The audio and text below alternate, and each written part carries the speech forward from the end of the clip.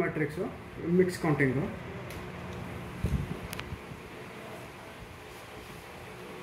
ಈಗ ಪ್ರಿಂಟರ್ನ external printer connect ಮಾಡ್ಕೊಂಡಿದ್ದೀವಿ. ನೋಟ್ಸ್ಗಳನ್ನ details ಹಾಕಿ details ತೊಗೊಳೋದಕ್ಕೆ ಅದು ಎಕ್ಸ್ಟ್ರಾ ಡಿಸ್ಪ್ಲೇ. ಇವಾಗ ಇದು ಏನಪ್ಪ ಅಂದರೆ ಇದು ಸೀರಿಯಲ್ ನಂಬರು, ನಮ್ಗೆ ಬೇಕಾದ್ರೆ ಸೀರಿಯಲ್ ನಂಬರ್ ಆನ್ ಮಾಡ್ಕೋಬೋದು, ಬೇಡ ಅಂದರೆ ಸೀರಿಯಲ್ ನಂಬರ್ನ ಆಫ್ ಮಾಡ್ಕೋಬೋದು. ಆಮೇಲೆ ಇದು ಸ್ಪೀಡು 1000 per second ಇರುತ್ತೆ, ಅದು 800 1000 ಎರಡು ಆಪ್ಷನಲ್ಲಿ ಇರೋದು ಇದರಲ್ಲಿ. ಆಮೇಲೆ ಪ್ರಿಂಟು ನೋಟ್ಸ್ನ ಹಾಕಿದ ಮೇಲೆ ನಮಗೆ ಫುಲ್ ಡೀಟೇಲ್ಸ್ ಪ್ರಿಂಟ್ ಬೇಕು ಅಂದರೆ ಈ ಪ್ರಿಂಟ್ರಿಗೆ ಪ್ರಿಂಟ್ ಅಂತ ಕೊಟ್ಟಾಗ ಪ್ರಿಂಟ್ ಬರುತ್ತೆ. ಇದು ಡೀಟೇಲ್ಸು, ನಾವು ಡೀಟೇಲ್ಸ್ ಕೊಟ್ಟಾಗ ಯಾವ ಥರ ಅಂದರೆ ಸೀರಿಯಲ್ ನಂಬರ್ ಬೇಕು, ಸೀರಿಯಲ್ ನಂಬರು ಯಾವ್ಯಾವ ಉಂಟು ಎಷ್ಟೆಷ್ಟಿದೆ ಅಂತ ಇಲ್ಲೇ ನೋಡ್ಕೋಬೋದು ಡೀಟೇಲ್ಸ್ ಆಗಿ.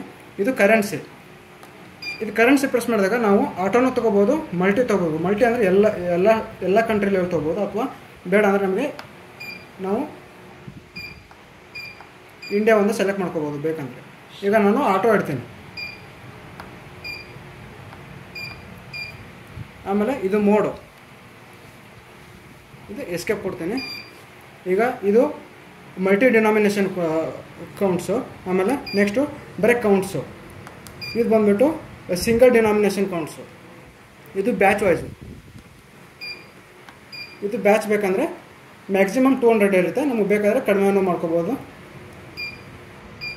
ಆಮೇಲೆ ಜಾಸ್ತಿನೂ ಮಾಡ್ಕೋಬೋದು.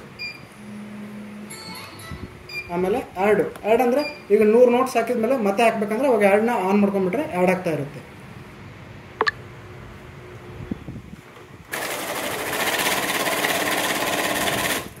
ಸರ್ ಇದು ಫೇಕ್ ನೋಟು ಡಿಟೆಕ್ಟ್ ಆಗುತ್ತೆ. ಆಮೇಲೆ ಇವಾಗ ನಾವು ಡೀಟೇಲ್ಸ್ ನೋಡ್ಕೋಬೋದು. ಒಂದ್ಸಲ ಡೀಟೇಲ್ಸ್ ನೋಡುವಾಗ ಡಿನಾಮಿನೇಷನ್ ತೋರಿಸುತ್ತೆ, ಯಾವ ನೋಟ್ ಎಷ್ಟೆಷ್ಟಿದೆ ಅಂತ. ಆಮೇಲೆ ಇನ್ನೊಂದು ಸರಿ ಪ್ರೆಸ್ ಮಾಡಿದಾಗ ನೋಟ್ ಸೀರಿಯಲ್ ನಂಬರ್ ಕೂಡ ತೋರಿಸುತ್ತೆ.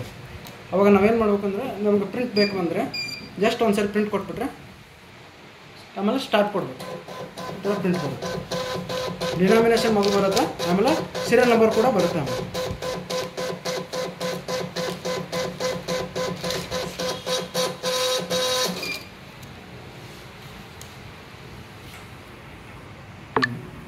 ಇದು ಡಿನಾಮಿನೇಷನ್, ಆಮೇಲೆ ಸೀರಿಯಲ್ ನಂಬರು ವಿತ್ ಡಿನಾಮಿನೇಷನ್ ಎರಡು ಬರುತ್ತೆ.